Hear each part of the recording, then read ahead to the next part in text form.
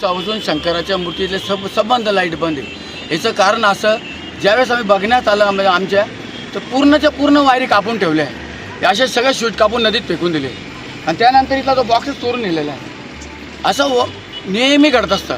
मी कमीत कमी प्रशासनाला, लाईट विभागाला, PWBला वेळोवेळी पत्र दिलेली की बा इथली लाईट दुरुस्ती करा। ते फक्त 10-1 मिनटं करता येतात, थोडं बघता निघून जातात।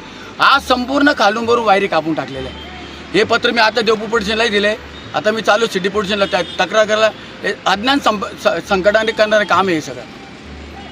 कमीत कमी एक बी पोल मला दाखवून द्या, एक बी पोल की त्या पोलवरची लाईट आहे, एक बी पोल दाखवून द्या। पुऱ्या 45 पोलवरची लाईट कापून नेलेली, पुऱ्या वायरी कापून नेल्या। आणि मला संशय एवढा येतो की एवढी मोठी वायर कापून नेले।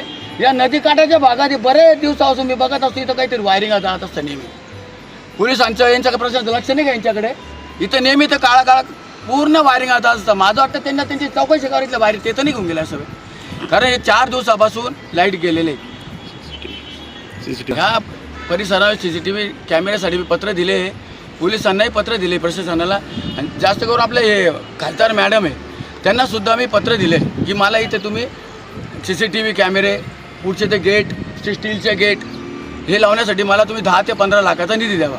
हे पत्र देऊन मला कमी 4 ते 5-6 महिने झाले असतील। माझा पाठपुरावा चालू आहे। ते म्हटले की होतो त्यांचे ते PS आहेत निलेश काटे, त्यांच्याशी मी संपर्कात आहे। ते म्हणाले की दीपक होळी झाली की तुमचं काम करून देऊ। आता तुझी मागणी काय नेमकी? आता मागणी नेमकी आता हेच आहे की बाबा हे जेवढे लाईट गेलेत, जेवढे वायरी कापून घेतल्या, तेवढं प्रशासनाने PWDने त्वरित करून द्यावे। आणि जे कोणी ज्या दोषी आहे प्रशासनाने यांना थोडी जेलबंद करावे।